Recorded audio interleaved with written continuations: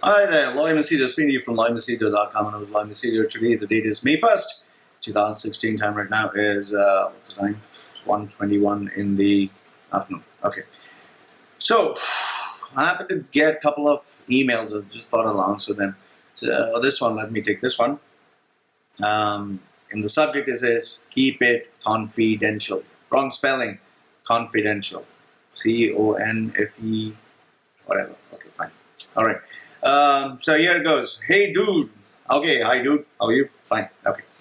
I love watching your videos. Your videos. Okay, fine. Yo, I love watching your videos. Yeah, good. Thank you very much.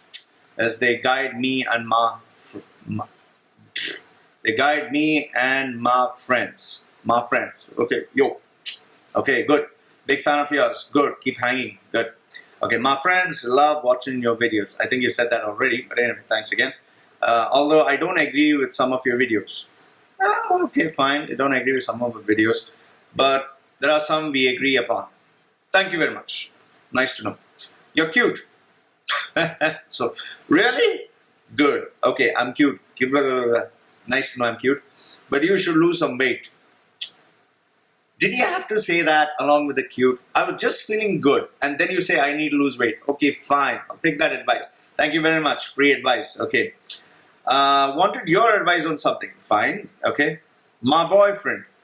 Everything is ma. My boyfriend. I love him very much. Happy for you. Very happy. And want to marry him. My condolence to you. All my possible condolence. And given the fact that the way your letter is sounding, is your age written here? No. I think you're pretty young to think about marriage, but anyway, that's your life. It's all bullshit. Anyway, okay. We are also planning to join the same college. Okay. So, you're not yet gotten college and you're planned out your marriage and how many children and everything else. Good. Fantastic. It's just, very unfortunate that you didn't plan out what job you want, what career do you want, how much money do you want. No, nothing. Zit. Nothing of that sort. You don't even know how much money it would take if you get pregnant, how much money it would take to take care of the baby, how much money it would take to set up your own house. No, all that you don't think about. You decide, okay, what is the best thing? We need to get married. Okay, fine, whatever. You're not even planned out your college. Okay, but the problem is this. Oh, so now we are coming to the problem. This wasn't the problem. Okay, wait, is it? The problem here is this. He's a gangster. He is a gangster. Okay.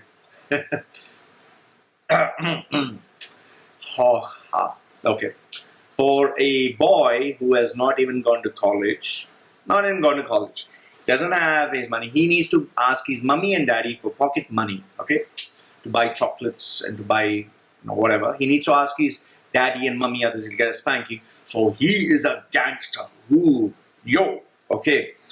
Whenever we go to smoke shisha, no, you don't go to smoke shisha. Shisha is not good. You start getting all this shit, this pimples and all this stuff on your face and your stamina goes down. And what the hell are you going to shisha for? What are you going to do? You're going to sit there with a bunch of idiots who are your age and yeah, man, yeah. So what's happening? Yeah, man, yeah.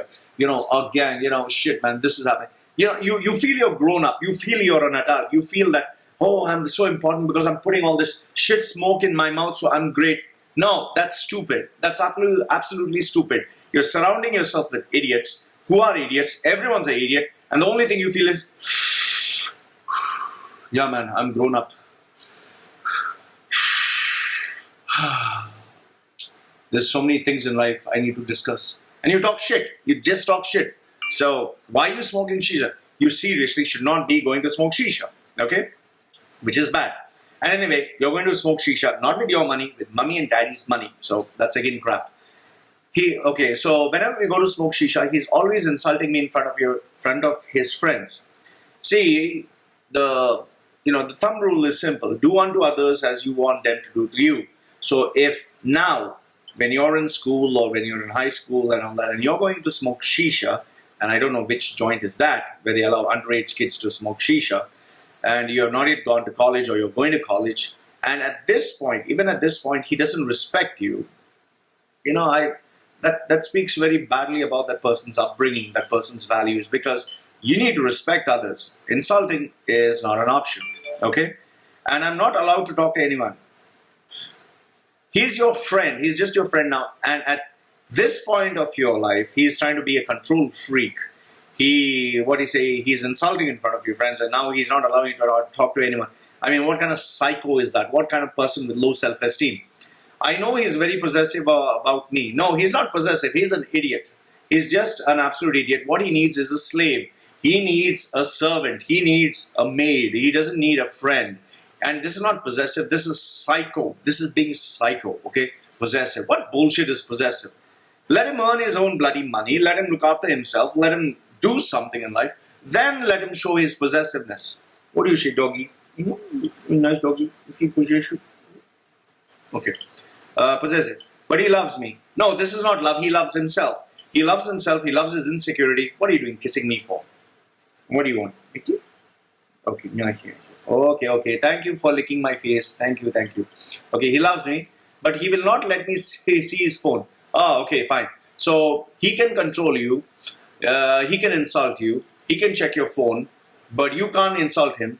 You can't check on him. You can't check his phone. So that's stupid. Okay, that's double standards according to me. Men and women are supposed to be equal. Boys and girls are supposed to be equal. So if he treats you like you're some kind of servant in a medieval, ancient civilization, I think he needs to go back to some bloody village here. He has a very hot temper. He has a hot temper with only people he can show his temper. In the real world, he cannot show his temper. You want proof? Look at him acting in front of adults. He'll be like a mouse. And most of these people are cowards because what they do is they tend to bully those that they can bully and show off. But with people who are bigger than them, stronger than them, they act like a mouse. And these people are insecure. They need to get their heads checked. And mostly they end up doing nothing but shit. Okay? And sometimes he beats me up. You said that again. Okay? So we are also planning to get a tattoo together. Oh, please. Oh. Listen. Are you looking at me? Look at me. You can see these tattoos. I put them after the age of 31. I started putting them. It took me 6 years. Now, I'll tell you this. Okay? Even though I started getting tattoos at the age of 31, trust me when I say this, every decision that you make, later on you'll be wondering, shit, should I have made this decision, yes or no? Just to give you, something to think about. I have 2 tattoos here on my chest. You can see some of my photos. That is a photograph, that is a portrait of the girl who I wanted to marry, who I was in love with. Here one. She dumped me. I have an alphabet that I printed here somewhere. I don't know which finger. I got it removed. That was another girl. I got a girlfriend's name or something, or an alphabet or something at the back just to show how much I love her. She dumped me. So wherever I got my girlfriend's name, they all dumped me. And trust me when I say this, tattoos will stay forever. People will come and go. Relationships will come and go. What are you doing? Yeah. So don't get a tattoo. Please, please, please don't get a tattoo. I'm requesting you. Don't get a tattoo. Listen, get a marker pen, put something on it, get a temporary sticker. You get temporary stickers where, it stays there for some time. Put it on, change the design, be creative, have different names, have a name here, let it wash off, have a name here, let it wash off. Do that. But please don't get a tattoo together. Please. Whenever I see idiots putting, oh, we are in love, look at her tattoo, my tattoo, I just look at it and I think, man, this is a bloody face. Later on, you're going to regret it. Trust me, you're going to regret it because people change. Please don't get a tattoo. Don't get his name. Don't get his photograph. Don't get anything about him. If you want to get a tattoo, and listen, you're too young to get a tattoo. Don't get a tattoo done at the age of 30. 30 is the best time because you get it now, your skin will stretch. And trust me when I say this, your preferences change. People change. They don't remember this. They don't remain the same. Check with any adult. They all change. So if you get a tattoo done, you're going to regret it. Please, please, please don't get a tattoo done. Where do you think is the best place? The best place is no place. Okay? Get it on your bum hole if that is the place you want to get it. Because at least there nobody can see. The sunshine can't see there. Okay. How can I convince him not to hate me? How can you convince him? You can't convince him because he's an idiot. How can you convince him? Don't be around with it. You need to convince yourself. Why are you staying with such a loser? Okay? He's an idiot. A man should respect a woman. A man should not hit a woman. Okay? And do you think our relationship will work? The very fact that you're asking me this question, do you think our relationship will work? It proves that your relationship will not work. Remember this. In the initial bit, when you're young, all this is crazy, all this is nice, love, feelings, whatever. But as you grow older, it's not just love and romance. It's much more than that. There is understanding that is required. There is friendship that is required.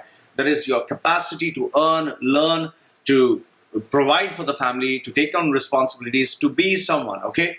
So, my dear, okay, I'll just give you one small example before I go, okay? You are talking about your boyfriend being a gangster, okay? This is a real example. I can't remember this boy's name, but when I went down to Bangalore, that was to do my degree. I thought I'd do it, but I stepped out. When I went to Bangalore, one of the boys who became, who I found out was my far relative, okay, I was very happy. Later on in college, every single person said, "You're his cousin?" I said, "Yeah, why? What happened?" "Oh shit, you're his cousin." Everyone was running away from me. I was like, "Why? What happened?" I found out that this guy was the most feared gangster in the college. In a way, I was like, "Oh, very nice," you know.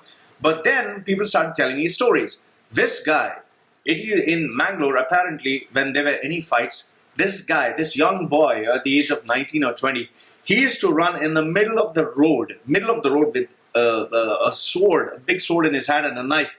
And he used to run, and this political gangs, thugs used to be with him. They used to smash cars, and he used to go beat up guys, and he used to take the knife and cut people and do all the shit. He has done that. He has been to jail so many times. So this guy, just imagine, this guy who wanted to be the gangster, wanted to join the underworld or whatever shit. He continued doing that. And, later on when I left Bangalore, I was no longer there, and I came here. A few years later, I accidentally bumped into him. I was like, "Wow, you're here. So what's going on? Which is a big gang?" Just bring up old memories. And then immediately he said, "Shh, just keep it." I met him in a printing press, and he said, so I said, "Well, what happened?" He was working as something like an office boy or something like an assistant. And he said, "Please, I'm just here to earn my livelihood." And he was changed. He was completely different. No more like, the sword which has to see and all those things. And he was, doing office work. And he just told me that he just wants to earn and pay for his livelihood. And he's looking after his family, and that's about it. So you see what a stark difference. He couldn't be that gangster here because nobody would give him a damn. People are busy making money, and, he needs to make money. So just think about it. Think about what I've said. You can see the transition from being that gangster to where he was today. And learn from the example. He was a gangster there, but here he's a zero. In the real world, in the corporate world, in the business world, you need to have talent, skill. You need to have the capacity to make money, to provide for yourself, to achieve your dreams. So my dear, what I'm trying to tell you is there are a lot of issues that you have. Lots of issues. I think you need to find yourself a mentor. I think you need to find yourself a guide. And I think, okay, fine, it's okay to have a couple of vices, but keep your life in balance. Keep your priorities in place and focus on doing what is required. And right now, what you need to focus is you, your career, and your future. That is very important. So, live.com and loymachedo.com, sharing with you his, pieces of advice. So, my dear youngster, just focus on sorting your shit out together. And please, I request you, don't mess up your life by getting into this relationships and all that bullshit. It's nice to have someone who makes you feel special, but this guy who's smoking, who's so-called gangster and all that stuff, and who's making a mess out of his life, and who's checking your phone and all that, I think he's a bad example for you. So live.loymachedo.com and loymachedo.com, sharing with his views. I hope this answers your question. Anything else, let me know. Love to hear from you. Goodbye for now.